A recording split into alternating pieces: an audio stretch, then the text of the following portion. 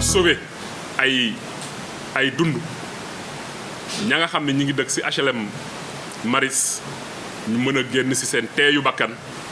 ñu accompagner leen ñu installé wu feneen en attendant nag ñun li ñuy yéene te war ko ànd ak ñoom ba tey muy ci site boobu gannaaw bi ñu daanelee bâtiment ya fa nekk yépp ndax bu ñu fàttee ni commission interministérielle de protection civile ñoo fa dem wax ni fii dëkk fi wóoratul ñu daaneel leen defaat fa beneen projet jeexitalu mbir mi nag nekkul bés bii tey bi ñuy signé bala ñuy wax ni liñ ci bëggoon am nañ ko ci mooy ci kanam ci at yu néew ñu dajewaat ni kat ña génnoon te bëgg a dellu si ku si nekk ñëw nga duggaat nga si biir appartement fekk ko nag ci melokaan boo xamante ni dina ute ak bi mu nekk tey waaye it ci li ñu gis ak li ñu gisul tabaxen bi dina wuti ak li nga xamante nii moom lañ fa tabaxoon loolu nag ku ne xam na ni pour mu mën a nekk nit fu mu dëkk def fa ñaar fukki at nga xëy war ko fa jële du yomb bu doon sax yow sa bopp yaa tabax sa këru bopp war a tëxu du yomb si yow déjà même bu dee néeg la waxatuma nag nga xam ni am na ñoo xam dañ la naan fii kat maa ngi fiy jóge waaye sama doom ji fi juddoo jàngewul lu dul ci école boo xam ne day xëy dox dem jàngi ba ren ji mi ngi def baccalauréat kon ñun SNHLM dañu nañu toog ci place ñooñu xool nag naka lañ mën a def ba yéwénal mbir yi yàlla dimbali ñu waxtaan ak ñoom déggoo ci kàddu ci anam yi nga xam ni ci la ñu war a ñoom génne seen teeyu bakkan ni ma ko waxee dem ut appartement dëkk fa immeuble yi nga xamante ni nii dëkk fa wóoratul ñu daaneel ko waaye surtout yàlla may ñu effectivement ñu tabaxaat ko ba ñoom ñu mën a dellu si loolu nag pour mu mënoon a nekk il fallait côté bu nekk ñu am benn niveau de compréhension boo xamante ni def nañ ko suñu ay diggante rawatina bi nga xamee ni ci jamono yi may wax ak yéen dëkkuwaay nekk na loo xam ne dafa préoccupé bu baax a baax état dafa préoccupé bu baax a baax le président de la république Macky Sall bi nga xam ni dafa wax ni juróomi at yii di ñëw nañu tabax ci lu toll ci téeméeri junni dëkkuwaay pour sénégalais yi nga xamante ni seen loxo jotul seen gannaaw defe naa nag boo nekkee ci mbir kilifa ga taxawaay boobu sa taxawaay mënula nekk ci biir état ngay indil jafe-jafe ki nga xam ni def na effort ci dundam yépp ba am foo xamante ni foofu lay suturloo kon ñoom ña fa dëkk lii duñ ci responsable ñun ñi nga xamante ni ñoo ci nekk responsable li ñu waroon mooy waxtaan ak ñoom ba ñu xam ni naam nekkuñu ci responsable waaye mbir dina toll foo xamante ni nii faw jafe-jafe am jafe-jafe bi mooy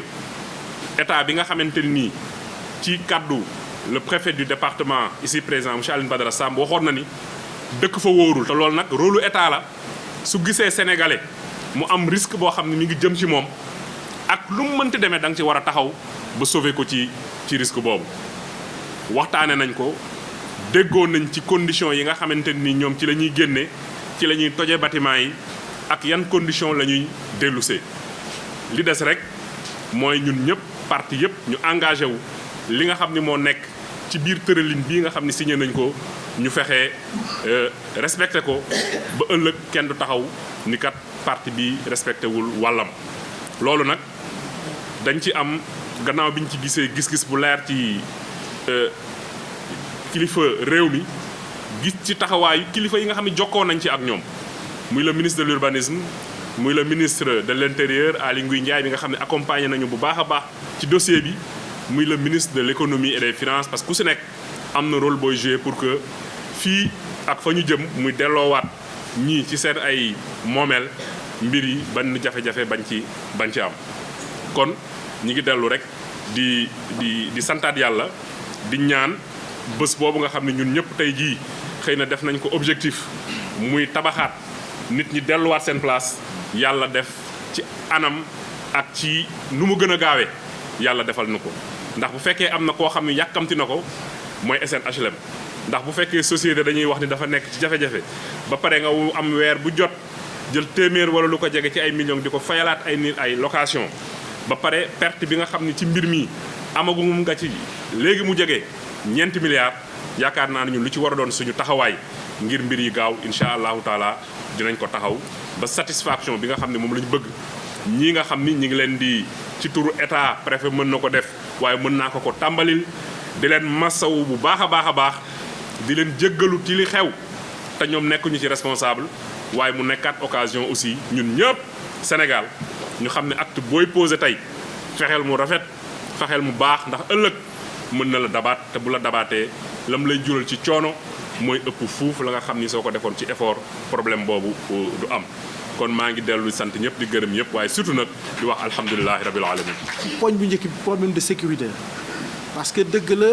relation contractuelle la entre SNHLM ak ay collectif mais wàllu kaaraange bu taxawee lépp priorité bu mën def priorité boobu day dandu wolof moo naan bala nga ni naam ne fa bi commission interministérielle ñëwee fekk na boobu sax am na yeneen commission yu ko jiitu ñi dëkk ci kër yi sax ñu ci bari bon bien sûr tolluwuñu mais pour l'essentiel dañ naan la ñun xam nañu fi ñu nekk ni bu ñu sañoon duñ fi nekkee nii loolu c'est une constante mais souvent ñàkk pexe la bi wolof di wax moo tax mu dem mbir nag boo ko raayee souvent benn solution du feeñ donc sécurité boobu mooy élément déterminant bi nga xam ne en un moment dem nañ ci ak passion parce que sénégalais dafa tàmm souvent naan yàlla baax na masla et cetera et souvent moo ñuy indil yenn catastrophe yi ñu am je crois que il faut mu am li tubaab naan changement de paradigme loolu yaakaar naa ànd nañ ci mais loolu bu ñu ko waxee ba pare dañuy toftal benn poñ bu ëpp solo mooy état li ko tax a jóg maanaam liy war a justifier nekkam mooy jël bëgg-bëggu wala soxla askan bi bokk na ci soxla yooyu yéen ñi nga xam ne yéen a moomoon seen i kër mais ñu fexe ba nga xam kenn du leen fitnaal kenn du leen sonal donc foo leen mën a dem ci njabootu état ngeen bokk donc waxtaan bi buñ koy def je crois que jàpp nañ ni peut-être yàlla rek moo mën a matal li ñëpp bëgg mais état bi def na effort pour que un temps soit peu mu xaw a tane ku si néew je crois que du ma dugg ci biir metti woon na diisoon na mais comme je dis am nañ un accord boo xam ni ça peut être considéré comme un accord acceptable mais li ëpp solo comme je dis du loolu ñëpp wax nañ ko mais mooy ñu accélérer ba nga xam ni fi ñu bëgg a dem maanaam fexe ba indiwaat immeuble yu bees nga xam ni seeni immeuble la ñu mën ci dem ak dem bu gaaw mais dem bu wóor et pour loolu il faut que état bi nga xam ne loolu mooy rôle am nekk ci diggante wala nekk trait d'union entre collectif bi ak SNHLM parce que pendant longtemps li doon gën a yàggal waxtaan bi moo naan fu ñu jëm ana projet bi suñu suuf bi dañ ko bëgg a jël jox ko ñeneen et cetera lu nekk dégg nañ ko mais damay réaffirmer aujourd'hui ci sa turu administration ci turu état que li ñu bëgg mooy fexe ba fi ngeen jógee fi ngeen jëm gën ko fopp wolof njaay nag moo ne diggante summi ak solu yaramu neen xaj na fi boo amee mbubb mu bees mbubb mi nga soloon foog nga summi ko door a solaat beneen yéene état mooy joxe monsieur le directeur général wax na ko léegi lu gën wala au moins lu gën a yees lu gën sax mën naa ko jàpp parce que am réew day dox li nga xam ne am ngeen ko pour cela nag comité bi ñu waxoon muy comité tripartite di ko mettre en place lépp lu ñuy def ci projet bi ñu defandoo ko ak yéen ànd ceeg yéen parce que tubaab moo naan booy def mbir pour kenn sa àndoo ko ak moom dafa mel ni defoo ko ku bëgg SNHLM may fàttali ni société nationale d'habitat à loyer d'habitation d'habitat à loyer modéré du société boo xam ne day wut ay bénéfices comme un promoteur immobilier société Sénégal la ñun ñëpp ñoo ko bokk kon li ñuy def président ba wax la ko fii wax nañ la ko je crois en réunion avec l'ancien directeur que je remercie au passage directeur général BHS bu fi ñëwee wax na ko ministre de l'intérieur wax nañ leen ko dañuy jëlaat ak fii engagement solennel bu wane loolu nga xam ni état bi waxoon nañ ni dinañ leen accompagner jóguñu ci ba nga xam lépp lu ñuy def dañ koy def ak yéen pour seen intérêt bopp ministre de l'intérieur dem na ci ba ni keroog mais même boo leen di revenir mën nañu waxtaanaat ba nga xam ni ku nekk fa nga nekkoon boo ko bëggee doo am moins que li nga amoon palier bi nga nekkoon sax mën nañ d'accord ni boo dee 4e laa bëggoon dañu parce que ñeneen ñuy wàllu yaan mais yi fi nekk ba pare yéenay sur priorité li ñuy liggéey yëpp lañ koy liggéeyal je crois que loolu bu ñu ko àndee mu doon àndu nawle comme moo di ànd bu sincère état bi ñëw en tant que garant de l'intérêt général war nañ mën a gaaw lool ci liggéey bi jëm ci lu gaaw ba nga xam ni taaxirlu bi nga xam ni phase transitoire la taaxirlu boobu bañ a yàgg. ma fàttali ni également ci accompagnement bi bokk na ci ay Sénégalais ngeen ku ci dem déménager fenn am difficulté sur le plan scolaire pour reloger vos enfants et tout l'État prendra les dispositions dans ce sens-là loolu également ndegam dañ koy defal ñeneen à pour forte raison yéen ñi nga xam ne dans cette affaire vous êtes comme je l'ai dit des victimes parce que ba ngeen di jënd seen kër ñaan leen woon yàlla 3 ans après 10 ans après 15 ans après ñu naan la demal toogandi fii en attendant mais nag ay croyants lañu il était dit que il faut que ñu traverser phase bii buñ ko deful woon la ñuy def mooy toog chaque fois benn immeuble xaw a kii ñu génne daal di pousse et dara lu leer amul l'avantage de cet accord-là c'est que au moins on sait où est-ce qu'on va xalaat leen les 7 immeubles qui ont déjà été libérés ba ñuy génn boobu taluñu woon lu dul suñu bakken nañ dem